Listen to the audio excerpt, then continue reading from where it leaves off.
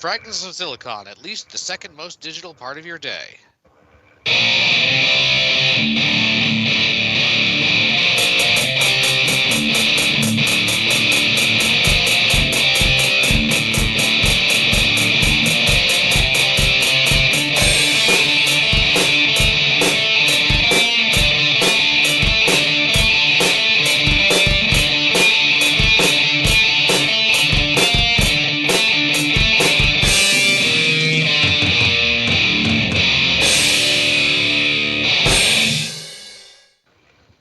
All right. So before we start the show proper, I should acknowledge some technical problems that have beset us this episode.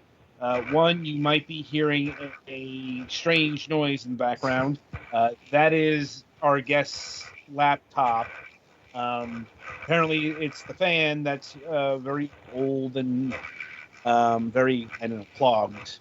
So it's just something we are going to have to deal with this episode.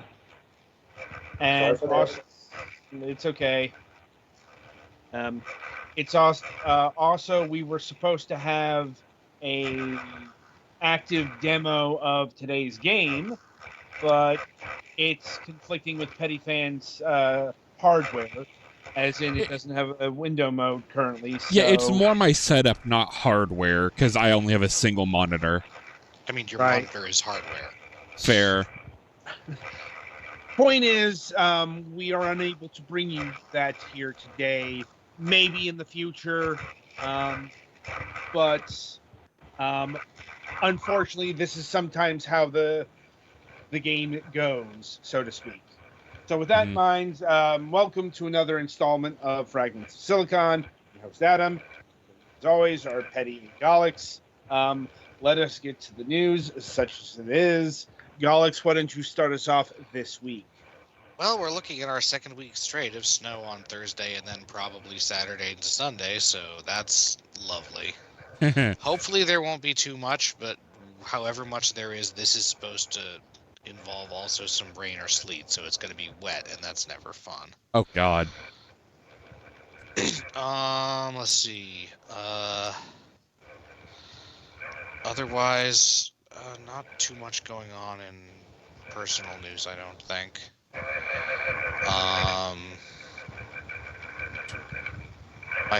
My grandfather's funeral, or not funeral, but memorial service has been decided on the date. It's in May, so I will keep you guys updated on that because I'm hoping to be able to go to it.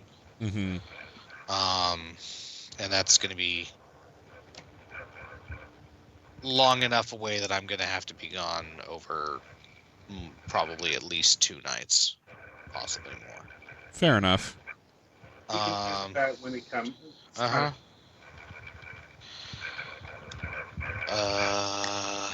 Video game wise, I've been playing Dead Cells again.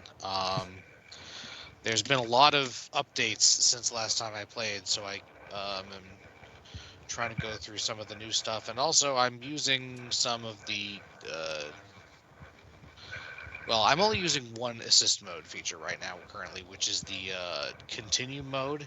And the only reason I'm using that is because when I read about it, I learned that you could continue from the beginning of the biome if you died just by like closing the game and restarting. So why not, I guess? And it's better that way.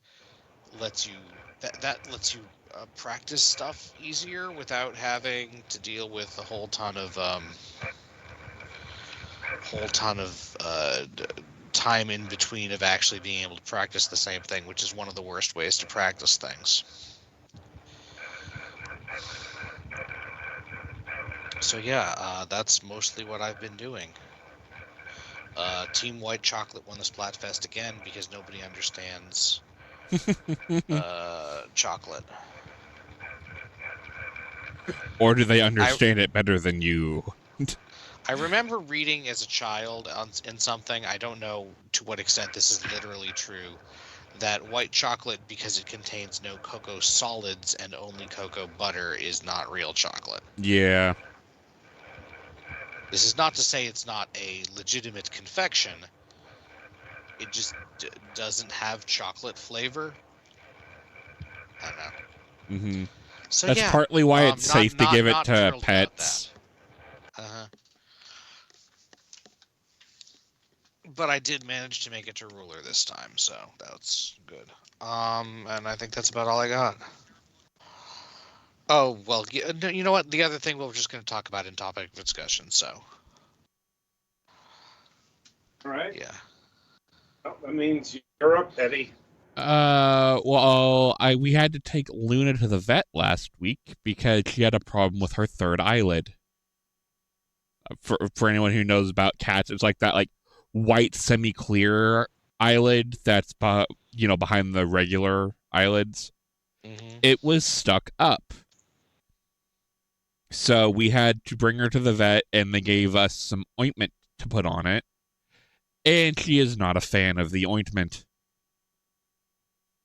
Which, I mean, is understandable because we have to put it on our finger and put it into her eye. So I have to hold her while my sister actually administers it because she likes to try and fight, which is totally understandable. When I had my eye issues, I did not want to put that. It's similar to the ointment I had, and I did not want to put that in my eye either. So Speaking of, did they ever figure out if you have scarring in your eye? they didn't say anything about it if I had any scarring, so I think my eye is probably fine. I mean, fine enough if they're not concerned about it. Yeah, they said I didn't need to come back, so unless it flares up again. So Right. I mean, that's a good as diagnosis as any. yep. So yeah, that's been fun playing Wrangle the Kitty. Because Luna's my one who likes to try and hide. Luckily, we've kind of foresaw this and have where she usually tries to hide under the stove blocked off. Because if she gets under there, oh god, that's going to be a pain. Because I'm not exactly equipped to move, heavy kitchen appliances. Right. So that's been a time. We have snow that started yesterday. They are expecting us to get, when all is said and done over the next 3 days, like 6 inches. So it sucks, but it's better than the snowpocalypse we got at the beginning of the year, which was 16. Mm-hmm. I did see the GI doctor, and apparently I am not lactose intolerant, so that's good. And they want me to come back in a year, so that's an improvement to every 6 months. Mm-hmm. As far as gaming goes, not really too much to report. I've just been kind of bouncing around between games like Balatro. I was messing with the Monster Hunter Wilds beta. I'm debating if I want to do more with Ninja Gaiden 2 Black, or if I just want to say screw it if I get some extra time, like after we're done dealing with Luna, if I want to start streaming on like Mondays or Saturdays and just start running through the Ninja Gaiden games leading up to Ninja Gaiden 4. So that's one of those programming things that I, need to think about. Also, I want to try and get back into streaming Digimon World 3. It's just, dealing with post-car accident stuff. This weekend's going to be the first weekend since the accident where I don't need to get up super early. So I might be able to stream it Friday, start streaming some more Friday night. I know we're getting close to the end. And then I may see about doing Story Cyber Sleuth. But, the reason for that's going to be coming in the topic of discussion, wink, wink. But yeah, I think that's it for me. All right, it's my go. Let's see. I suppose the overriding concern this week is my mother's health, since she's getting up there in years and has been complaining about chest pains recently. That's not good. So no, and apparently she's been getting more and more fatigued. She says she's getting better, but at her age, it's still a concern.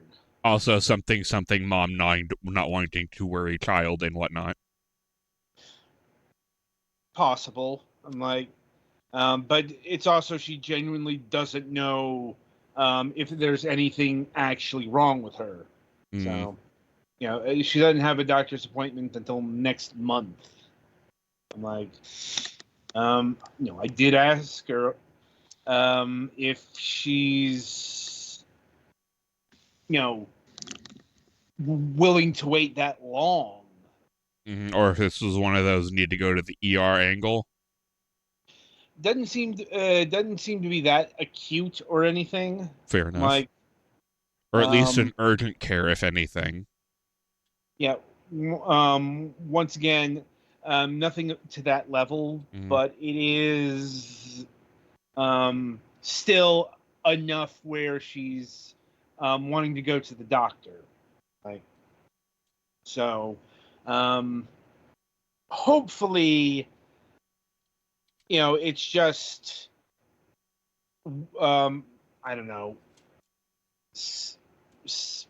some minor thing. Like, I don't even know what it could be in terms of the minor, in terms of like major concerns. Well, like heart problems run in the family. Well, like I guess minor would be something like acid reflux that she's confusing for some kind of chest pain. Right. But like especially on my mom's side of the family, heart issues are really prevalent. Like her dad died of a heart attack. My uncle has a bad heart. He's had a heart attack and a stroke because of high blood pressure, which I know isn't necessarily directly heart related, but it's still in the same ballpark. Yeah, it's one of those. It depends on the cause, but yes. Cardiovascular areas. Point is, it's something that runs in the family, so it's definitely a good thing to get checked out. Right.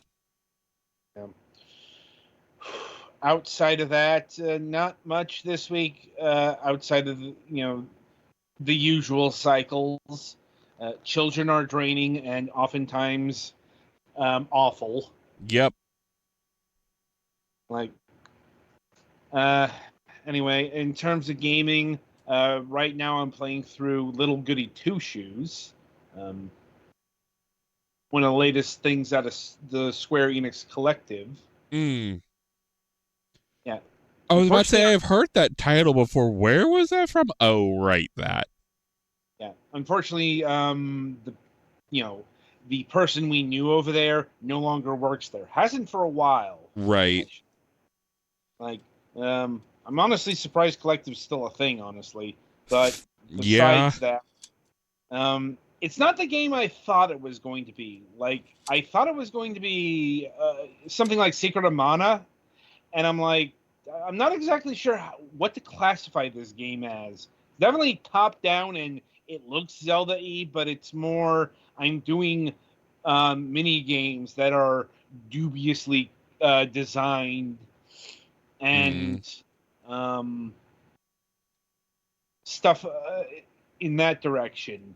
A lot more dodging and stuff. So, at any rate, I think that'll about do it for the news this week. So, merrily we shall roll along to the interview portion of the broadcast. And joining us this week is UtopicNinja. Hello. Hello. How are you doing today? I'm fine. And you? I'm doing well. Well, right. So, how we like to get started is we like to get to know the people behind the studio, behind the game, and all of that. And we do this by asking this particular question: what got you interested in video games, both on a personal and a professional level?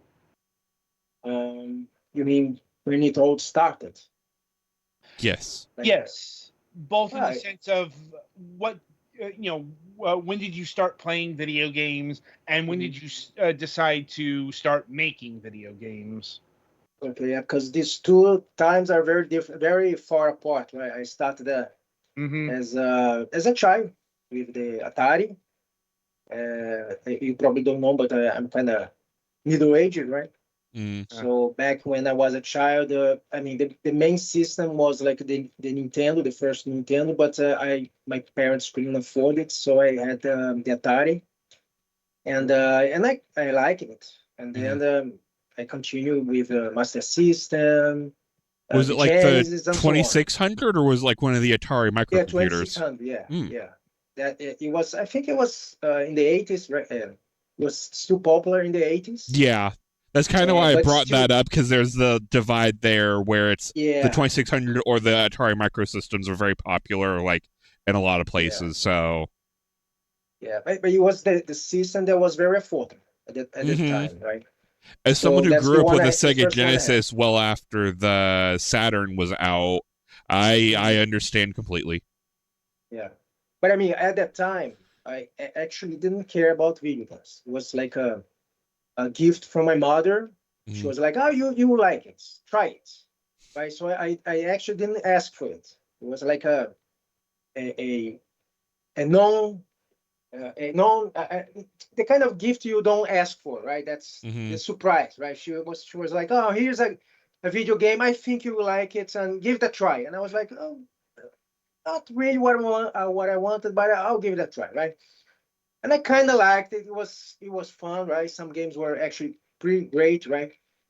Hmm. And then that, I guess, got me started into enjoying video games. Although at the time it was not my main my hobby. It was not my hobby. It was more like I still liked more playing with the other kids. Hmm. But then came the Master System, the Genesis, and that, I guess, got me more and more addicted into video games.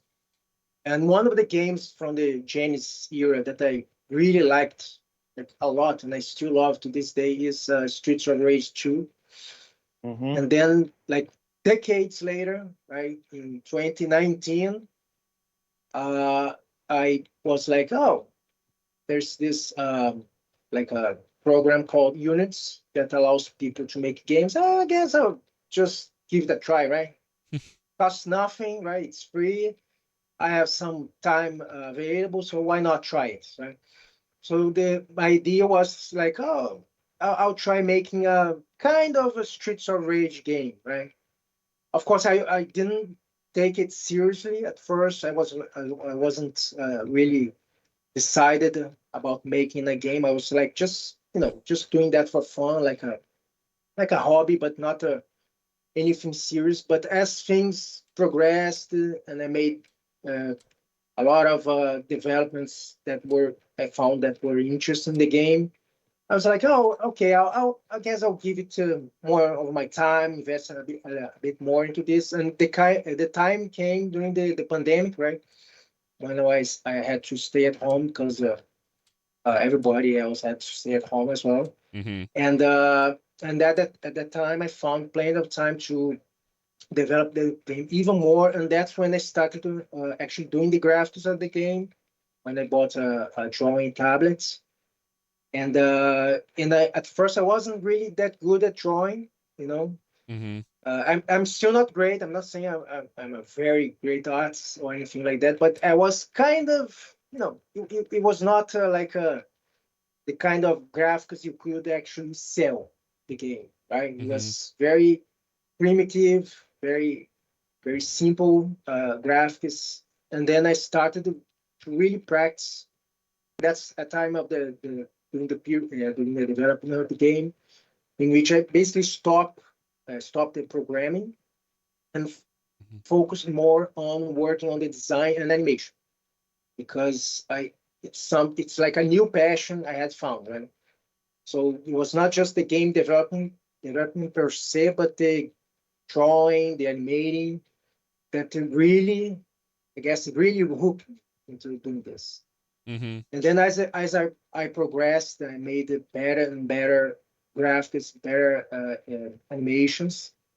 I really got engaged into this. And I started like, even my wife started complaining, "Oh, you're spending too much time doing this stuff. You need more time to go out." But of course, I try to balance things, but it was really like a new passion I found.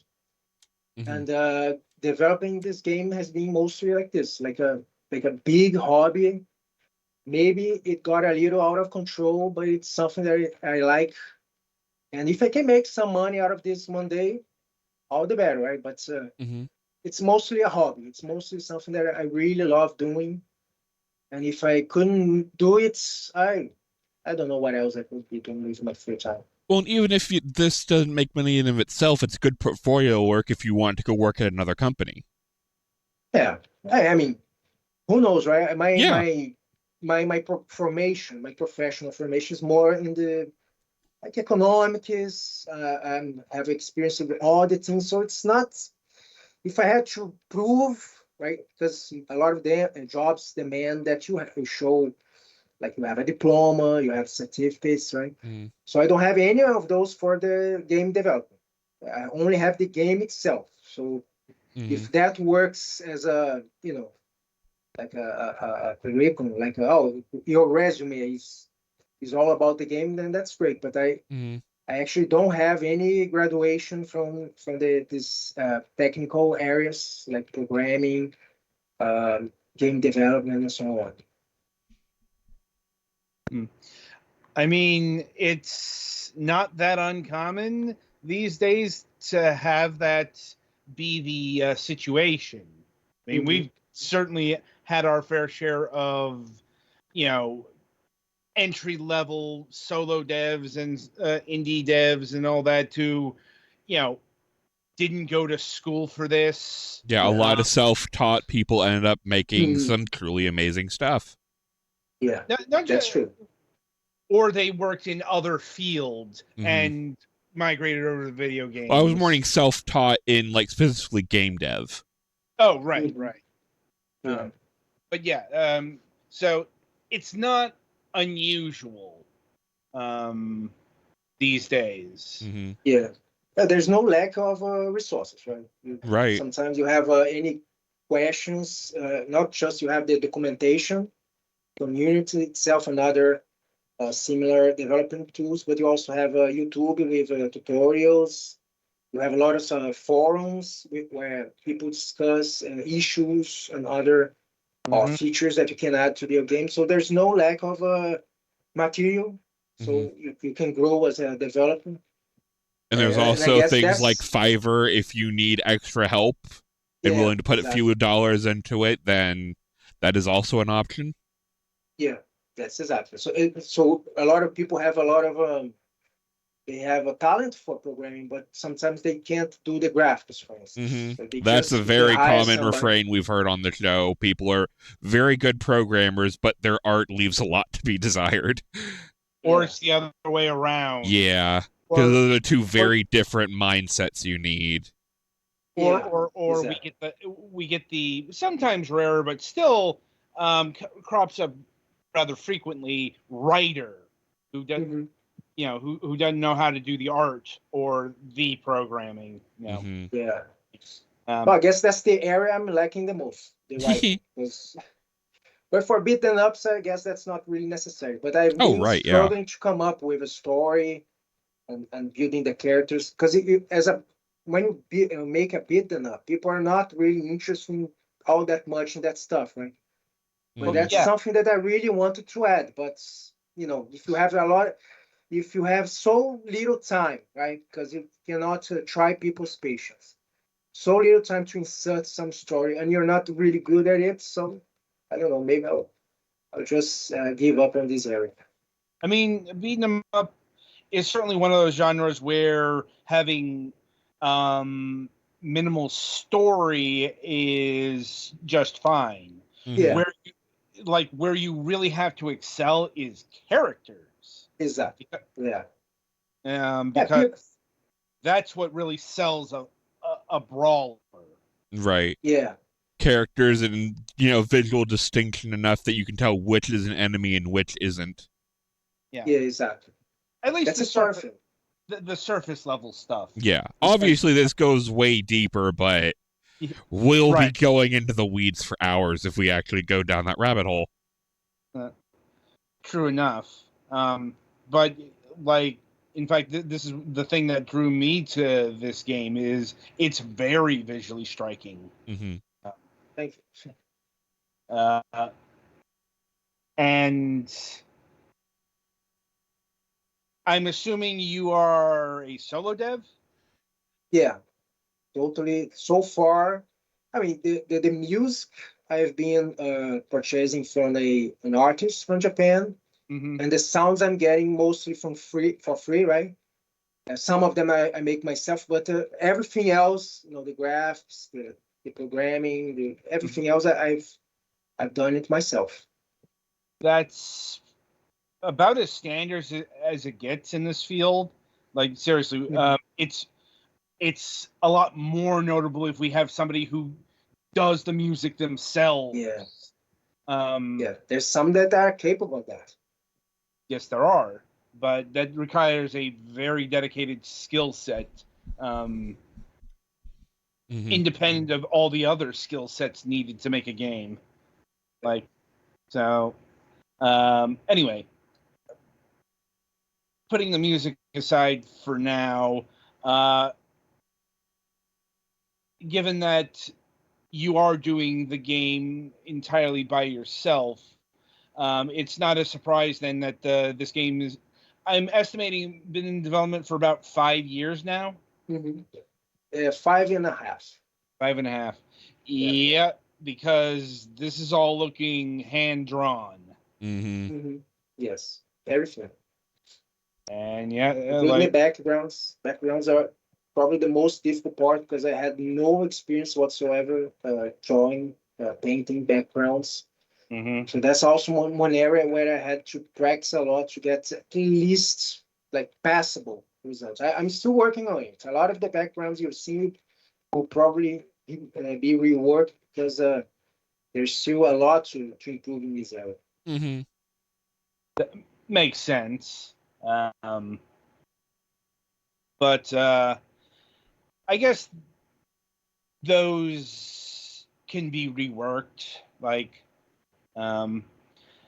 so before we might dive deeper into the technical details and all that, it's probably important to actually cover what this game is about, other than it's some kind of walk and brawl. Like, who are our fighters? What are they fighting for? Why are they slashing people in the streets and presumably eating dubiously sourced chicken from trash cans? Well, the chicken part, I still haven't decided yet. It might be something like that or not, but why they fight for? Well, that's one area that I'm still struggling to come up with the details, but it's basically about this.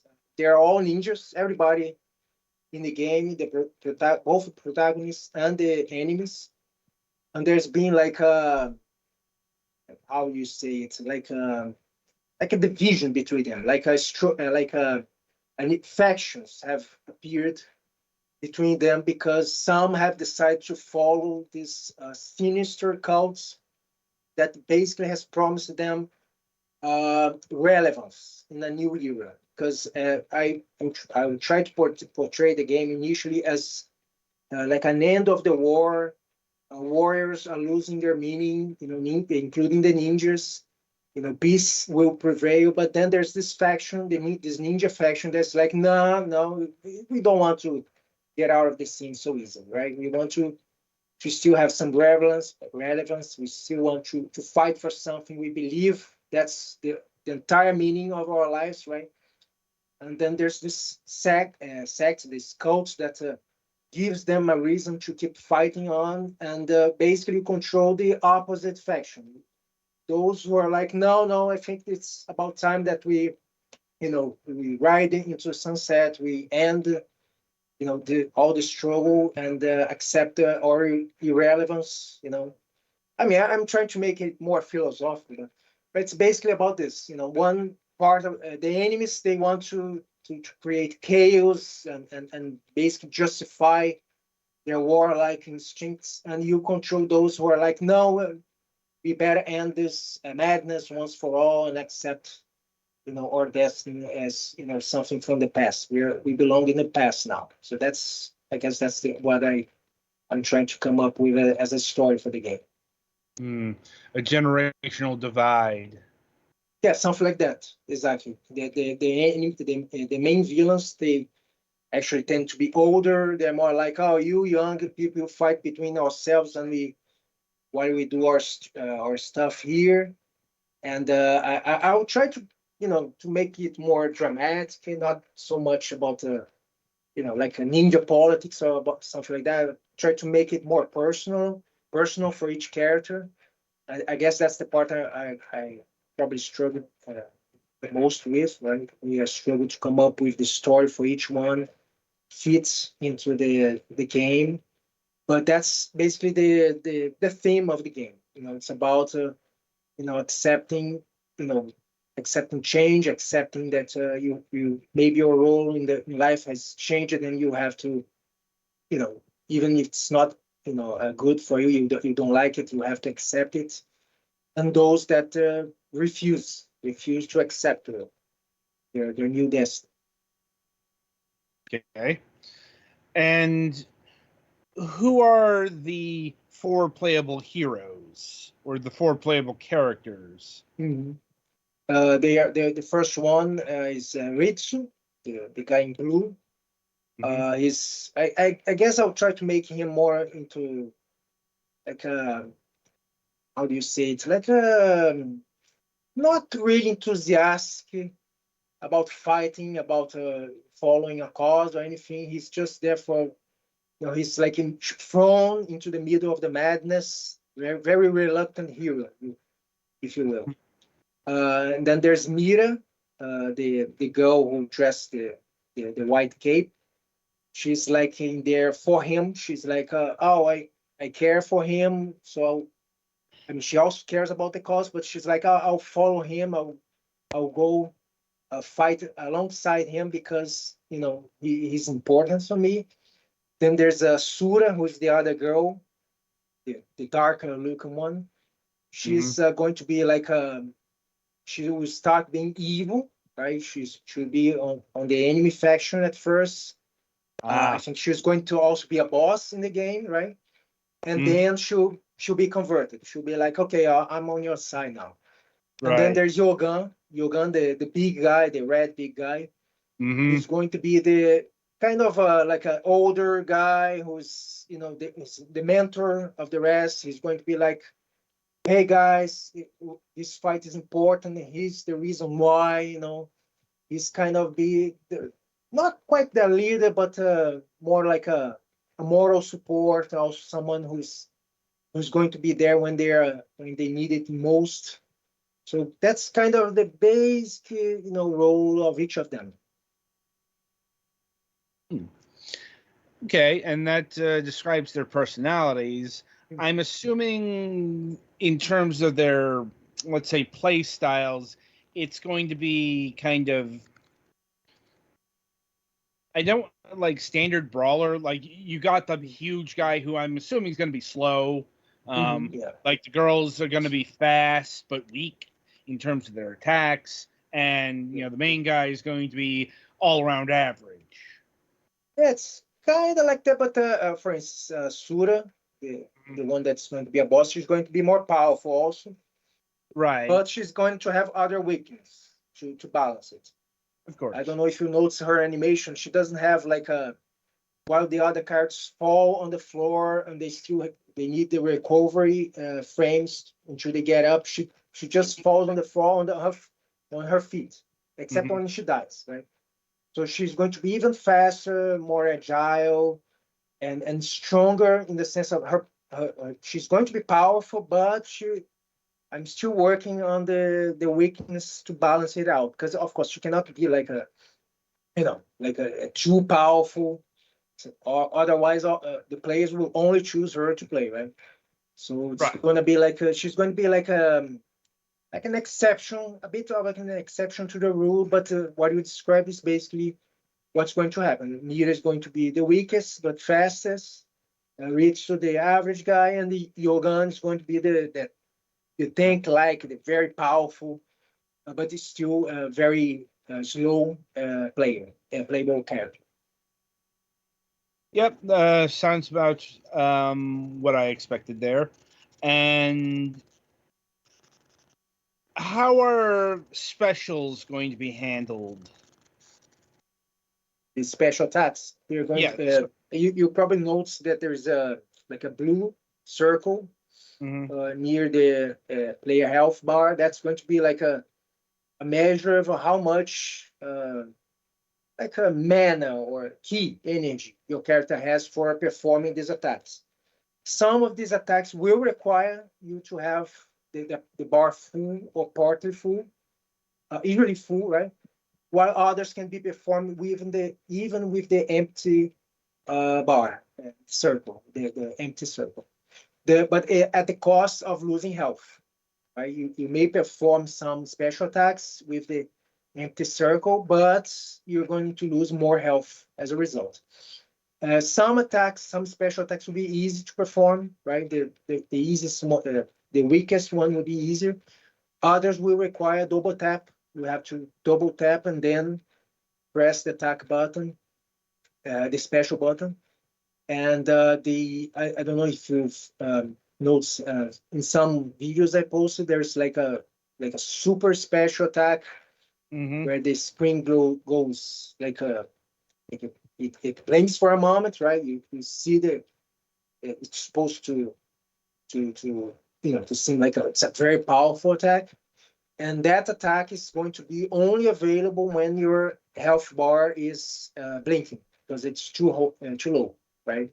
Hmm. So I'm thinking of adding maybe another one like this, but at least one super attack is only going to be available when you're about to die. Like you have less than 20% of your health left, right? So it's like a desperate move. You only have at the moment, it would require a full energy bar, the full blue bar and circle, and then you'll be able to perform it. And I might add another because I love this kind of thing, right? The special attacks are probably my favorite part of the game. It's just it's difficult to come up with original ones. I don't want to make a special attacks that are too similar to other Hmm. games or too similar to the ones I've already used, right? So, but I probably add more because it's something that I really love about this type of games. Hmm. And how long are you looking to make this game? Do you have a set amount of levels in mind yet? Yeah, I've made the total backgrounds I've made are like 14, Hmm. So, but I'm not sure if all playable characters should go through all the 14, or maybe maybe it'll be like a 7 for two of them and Hmm. another 7 for the other two. I still haven't decided about that, but I want the game to be, you know, uh, um, ideally, I want it to have different paths, right? So the more backgrounds, the more enemies you have, give you the option to at certain points in the game, you depending on your results and your decisions, you might go like, oh, you go this route, or maybe you go another. But as I told you before, making backgrounds is quite difficult. Hmm. But I'll try. I'll try to make more, at least two more, maybe 16 total, as well as improving the current ones, because there's the ones that I've already made, but still require some, to make them more special looking, more interesting looking. I'm thinking of working more on them, as well as making more enemies. And currently, I have I think 27 enemies or 28 enemies, actually. And 28 enemies ready. But for these types of game, the more the better, right? Mhm. More variation, not just in the graphics, more enemies with different looks, but also more enemies that perform differently, that behave differently depending on the player, how the player also behaves. So this, all of these are in the cards. If you will. They're all planned, how long that's going to take. I guess that's the big issue because I've been working on this game for so long, and I kind of have to, sometimes you reach that point when you decide, oh, you have to move on, right? Mhm. You're being focused on something, on one thing for too long. Even when you love it, you kind of decide, oh, that's taking too much of my time. Better move on to something else. And I guess that's my limit. Like, oh, I'll improve a little things here, I add things there, but I got to finish this game. At most in 1 year, maybe a little bit more than 1 year, but ideally, I want to release it this year. Right. Scope creep can be crippling. Mhm. Yeah, Like, but it's good that you've got a maybe not solid, but you've got a time scale in mind. yeah. I don't work for somebody, right? I'm not making this game for somebody, so I actually don't have like a timeline. I don't have I Right. don't. So I can actually finish it in 10 years if I wanted, but it's not what I want, right? I want to release it as soon as possible so I can, first of all, rest, right? Take some time to travel, maybe, because that's something that I've been missing, and then start a new project, something else, different. But that's basically the plan, right? I've got to finish because of me. I decided that it's about time this comes to an end. That makes sense. Especially, not wanting to spend 10 years on making one game Mhm. because that can certainly happen if you fall down the development hole. Yeah, some cases like that. I mean, there's people who actually love working, very long term on a project. I don't fault those people. They're Mhm. completely in their right, right? If they love it. But I mean, I I guess I'm just kind of tired, of working on the same type of game, the same type of graphics. Sometimes I want to, because as you know, when you work on let's say the graphics, for instance, and I found it sort of the standard for the game. This is how the graphics are going to look, right? I can't improve on it, at least not significantly. I cannot Mhm. try something new, and that's something that I actually want. I want to try something entirely new, work on improvement in the designs, the animations, and that's something that I cannot do, at least not with this game. As long as I work on this game, I cannot uh, make significant changes because you have to have a consistent look, consistent visual for the game. Mhm. Right. I mean, yeah, it takes a long time, Yeah. We've had especially when all types. We've had people who, if their game isn't out in like a year or two, they cancel the project. We have people who've Mhm. spent years working on a game. yeah. I think the record so far is 9 years. Yep, currently. So yeah, that they managed to release it, right? Yes. Because I've seen games in development that are like 11, 12 years, but Mhm. they haven't released it yet. So when they do release it, I guess that will be the new record, right?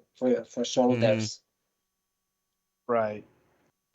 Anyway, uh, with that in mind, uh, is this game just coming to the PC? Initially, yes. Of course, I do want to release it on consoles, preferably on the Nintendo Switch and PS5. Uh-huh. But I mean, that's like a lot of extra effort, a lot of extra Mhm. costs as well. So for now, I'm not actually looking at into this, and not even on working on this possibility for now. But after releasing the game on Steam, and depending on how well it does, I might give it a try. Hmm. Well, good luck to you on that. Thank you. Yeah. And I suppose my final question at this stage is: have you sorted out any sort of pricing yet? Oh, pricing is a very difficult thing to consider, but I want to, yeah, because I mean, I'm not going, of course, I don't expect to cover all the hours of work during this 5.5 years, right? Mhm. Mm-hmm. It's not something, like I told you, it's mostly being a hobby, right? But I actually don't want to make up the price too low, because that would be, not just bad for me, but that bad for every other developer, right? If you put the price too low, the others might go, oh my God, another one who's, selling like their game, they worked so hard on, like a banana price. So the kind of pressure in the markets, if you will, that I don't want to Mhm. cause. So I'm researching about it. I'm still researching, but what I probably think, I'm not going to give you a number, but I'm thinking something in the average, of the type of price, of the type of game. Like the most expensive ones. Of course, I'm not even going to consider prices like that, but I'm also not going to place it among the lowest. I Mhm. want something like in the average, the reasonable range of average. Like, oh, this is something that people usually price the games which they've worked similarly to Mhm. me, and they've also put a lot of effort and years of work. So I'm going to put into that range. I think that's the most decent approach. Right. So if I had to stargaze on that, it's probably within the range of $15 to $20. That's the usual sort of indie pricing we've encountered. There might be that, but I can't confirm. True, Fair true. I'm enough. just Because it's just too far. It's a right. maybe. I mean, if I do release it this year, it's going to be more towards the end, right? So it's something that I Mhm. haven't actually considered that strongly, but you know, let's say the range will be between 10 and 20, right? Yeah. No Okay. more and no less than that. That's I can that range I can guarantee. All right. As I said, that's about what I would be expecting from a brawler like this. Um, Mhm. anyway, so I'll see if my colleagues here have any further questions for you. I think I'm good. Yeah, I'm pretty sure I'm good. Thank you, though. Yeah. Thank you. Not a problem. Not a problem. So I want to thank you for taking time out of your schedule and being with us here today to talk about your game. Certainly interesting so far, and I look forward to seeing what Shodatsu shapes up into fully. Mhm. Uh, Thank you very much. It's been a pleasure. indeed. So once again, the game is Shobatsu. It currently has a Steam page, so you can go and wishlist it today. Um, Yeah. with that in mind, Petty, play us to the next segment. Bye bye.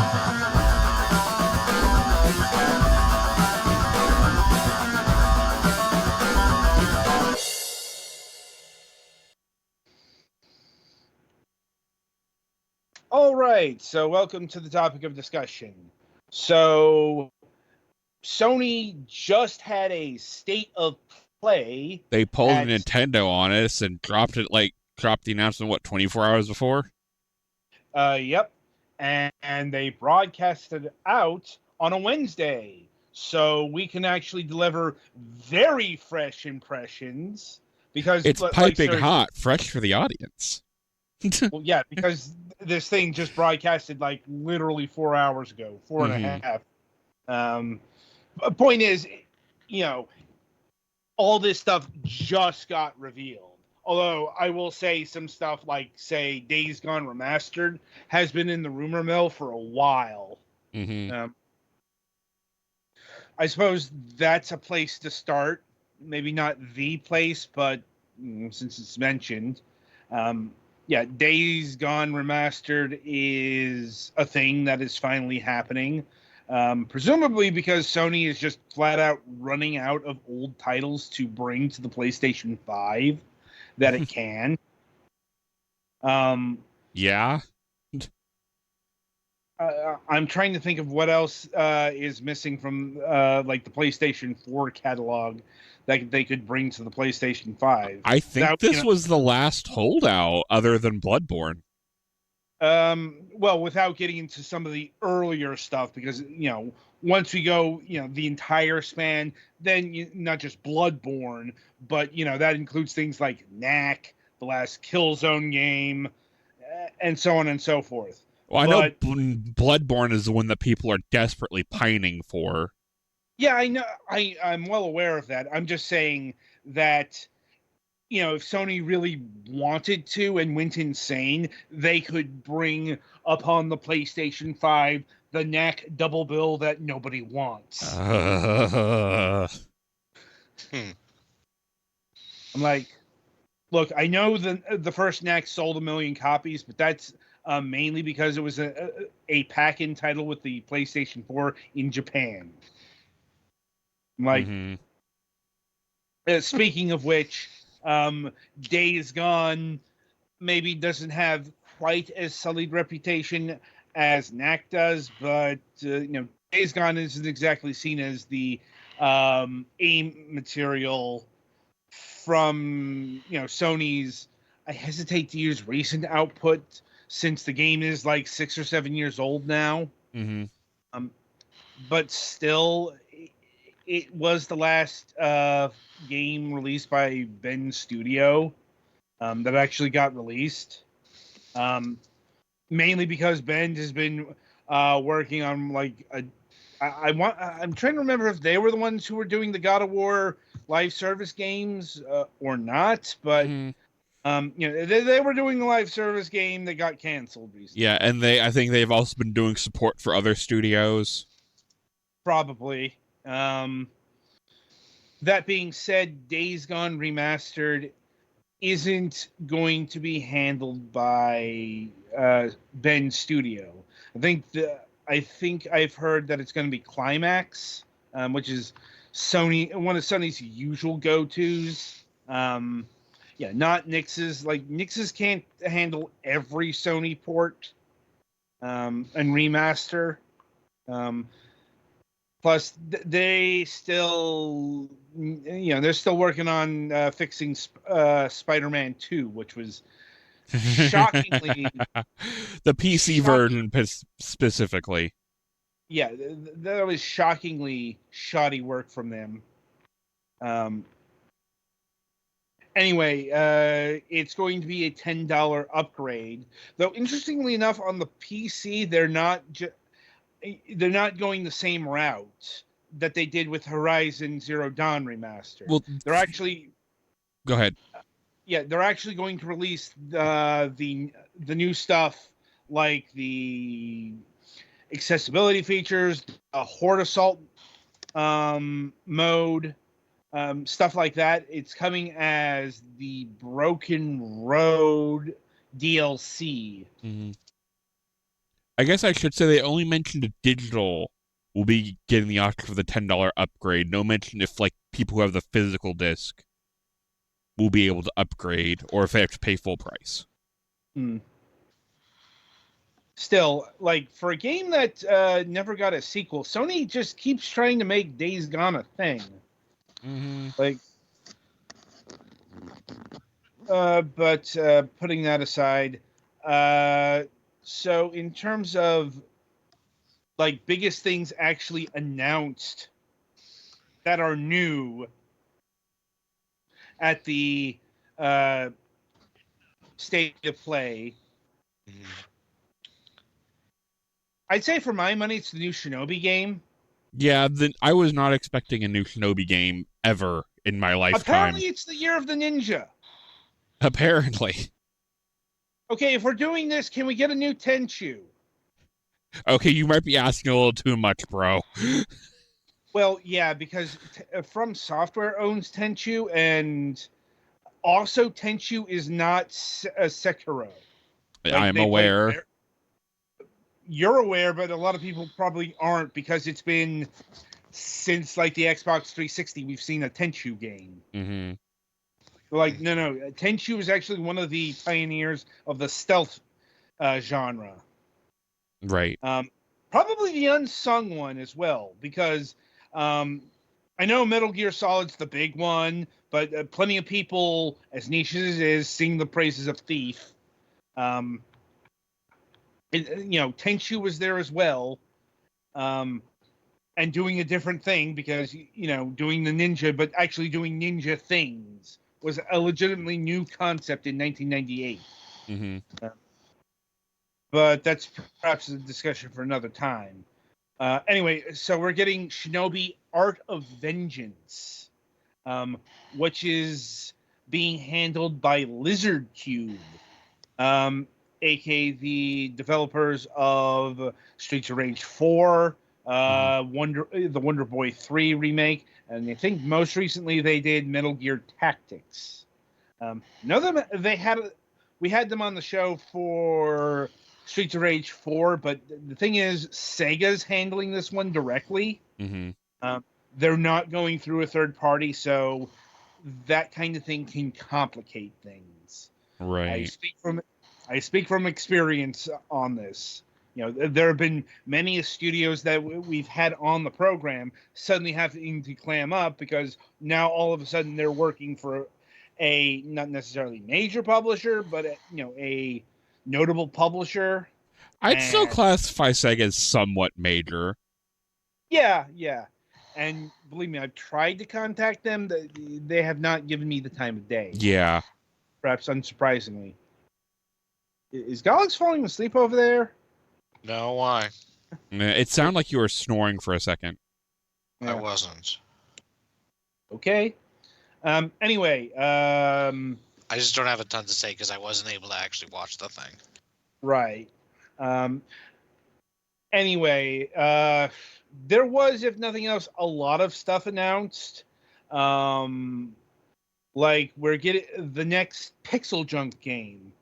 Been a while since that logo popped up. Mm-hmm. I think it hasn't been around since what, the Vita? A little later than that. I think the last Pixel Junk game I can think of that was new was Pixel Junk Monsters 2. Mm. But this isn't, even though they're using the Pixel Junk brand, it's not a Pixel Junk something game. Yeah, Dreams of Another, I believe they're calling it. Yeah, and this is well beyond any sort of previous Pixel Junk game, because it's like a full-on 3D game with VR support. Yeah. So if nothing else, clearly a lot of resources went into it. I suppose we should mention this at some point. Digimon, for some reason, showed up at a state of play. I'm fine with it. Yeah, this is, I mean, for all accounts, I guess they've been plugging away more or less as planned on this story. It lines up with everything they've been talking about since for way too long. Mm-hmm. For those wondering, this is the Olympus 12 saga we've been promised for about 3 or 4 years now. Is it only that? I thought it was more than that. I think I saw somewhere it was it was being worked on while Survive was in development. Granted, that's possible. Anyway. That's possible rumor on my part that I just vaguely remember seeing that, but I know it's been at least in the mill for a while. And it is supposed to be coming out sometime this year, which I am fine on. Hmm. Guess what's going to be streamed when it comes out, boys and girls? Probably that game. Very Yeah. much so. Anyway, I suppose the biggest thing out of Sony this State of Play was the announcement of House Mark's next game, which is called Sorrows. Yep. Unfortunately, they did a fucking CG trailer, so that told me jack shit about it. Yeah. By the way, they've been doing this shit since they appeared on this program. I distinctly remember bringing up a goddamn CG trailer to them. And, they responding, what do you think it represents? Nothing. It's like, CG trailers are bullshit. Mm-hmm. And it is set to arrive sometime next year. Yeah.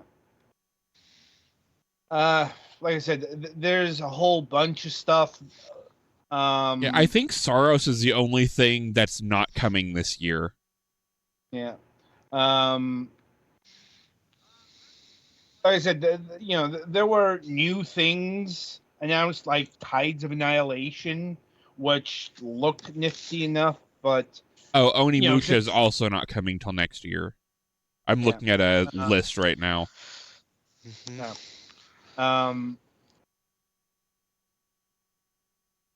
But it's also kind of hard to gauge because when a new thing gets announced, like Mind's Eye here, this could be something worth keeping an eye on, or it could be something that just gets swept away in a few weeks. Mm-hmm.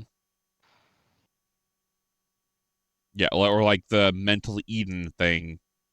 It could be cool. It could be, forgotten about. I mean, that's kind of the paradox of new IP. Very much so.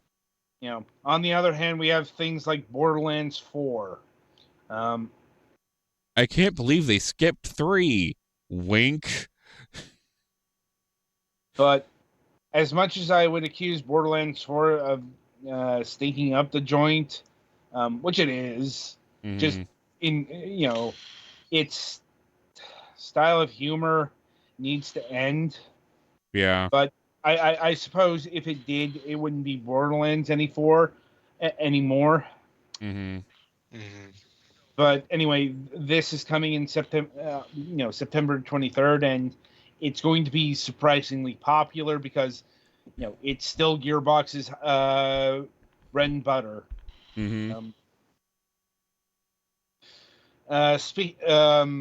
Speaking of things that finally got release dates, Metal Gear Solid Delta Snake Eater. What a thrill indeed. Yeah. Well, I mean, this is probably the best of the Metal Gear Solid games. Mm-hmm. It's coming August 28th, and they teased the Monkey versus Snake thing that was a part of the Japanese version of Metal Gear Solid 3, if I'm remembering correctly. I think so, yeah. Also, Konami remembered Ape Escape, or Sony did. Like, Ape Escape has been getting re-released on PSN, but it's mostly just emulating the original games, not like something new. Right. Even when they were reviving the obscure shit for the PlayStation 4, they went with Medieval. Fuck's sakes, they did a Shadow of the Beast remake. Yeah. At least Medieval was all right. I wouldn't say it was the best game on the PlayStation 4, but it was at least tolerable. Right. They have definitely had far more misses than hits in those regards. Yeah. I suppose it's worth mentioning that the show opener was Monster Hunter Wild's first update announcement, which is odd because The game game's does not out. not come out for 2 weeks. Yeah, I'm like, but it's going to get a free title update this spring that will add Mitsuzune. I don't know who that is. It's a monster, isn't it? I believe it's a monster, yes. I'm You're trying the to Monster remember. Hunter. Yeah, You're the yeah, it is a monster. It's a fucking fox dragon thing. Yeah, hence the Sune. Yeah. Let's see. Konami's bringing a new game out in Darwin's Paradox, which is looking very distinctly un-Konami-ish. A family-friendly action-adventure story-based platformer. At least it looks un-Konami-ish to the people who don't remember the likes of Elebits and Dewey's Adventure. And at least it's not Pachi slots. Well, they wouldn't have announced that at a state of play. I'm aware, but at the same time, what has Konami been doing the last several years? Unless they release PlayStation Pachinko. Well, the answer to that is actually mobile games and smaller stuff that doesn't necessarily escape from Japan, like that fucking Peach Train game series that sold like 4 million copies on the Nintendo Switch. Momotaro Dentetsu. Anyway. And the state of play is just filled with random stuff that got announced. Like Supermassive Games is doing a new Dark Pictures, seemingly independent of Bandai Namco now in Directive 8020. And overall, it was a solid but unspectacular state of play. Like, I couldn't call it bad, but I couldn't call it filled with excitement and star power, which is about what I'd expect for mid-February.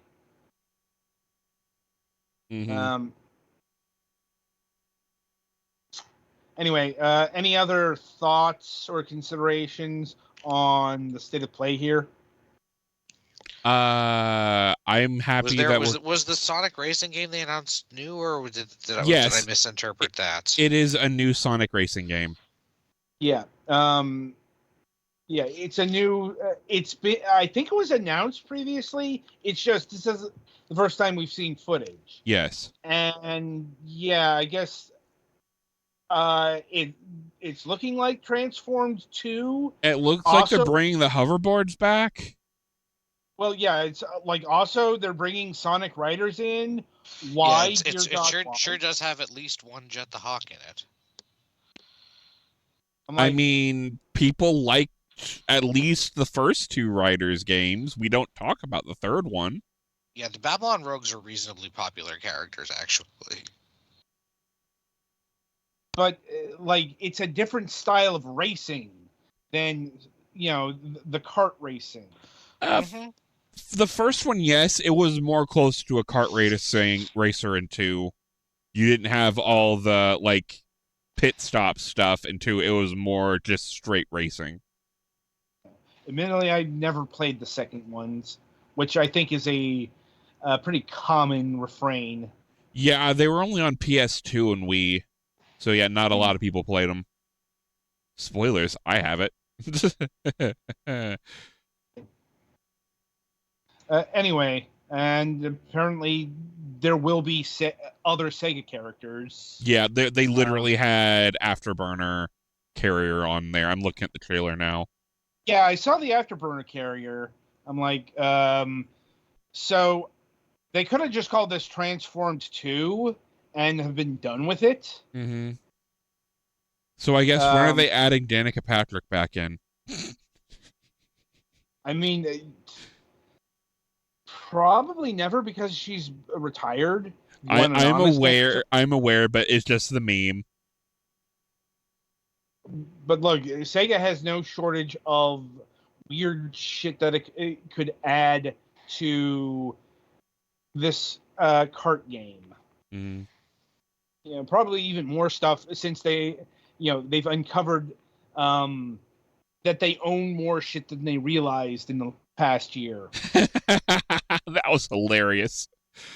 Like, no, seriously, you could see Laura from the D series in this game Mm-hmm. because apparently Sega at some point picked up all the Warp IP. Yeah, it's one of those things that's hilarious what you find out you have after you go through mergers and acquisitions, you know? Yeah. Or it's like you could see the arrow wings in this game. Yeah, Yeah. that was a flight game on the Dreamcast. That was done by the owner of Sega at the time. Mm-hmm. Kind of the first party of the first party. Phantasy Star could come back from hell for this game. Well, Phantasy Star is still alive. Phantasy Star proper, not the Phantasy Star Online stuff. I have a fucking rant about that. That's Stop probably asking Phantasy Star 5. The series goddamn ended. I'm Let aware. it stay ended. Oh, that's hilarious. Yeah.